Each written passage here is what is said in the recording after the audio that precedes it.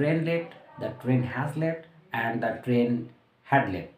এই সেন্টেন্স তিনটির অর্থগত পার্থক্য আছে। ফার্স্ট, দ্য ট্রেন লেফট, এটি সিম্পল পাস্টের উদাহরণ। এটির সঙ্গে সাধারণত টাইমের উল্লেখ থাকে, স্পেসিফিক টাইম, যেমন the train left the station at 8:30 AM। The train has left, এটি প্রেজেন্ট পারফেক্ট টেন্সের উদাহরণ।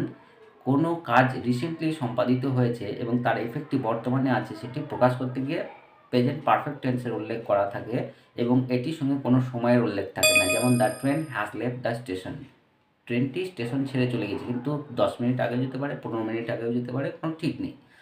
Number 3, the train had left, এটি পাস্ট পারফেক্টের উদাহরণ। সাধারণত অতীতকালে দুটি ঘটনা ঘটে থাকলে প্রথম ঘটনাটি যেটি ঘটেছে সেটার সঙ্গে পাস্ট পারফেক্ট টেন্স এবং 2 নম্বর ঘটনার সঙ্গে সিম্পল পাস্ট টেন্স ব্যবহার করা হয়, যেমন the train had left the station before we arrived the platform.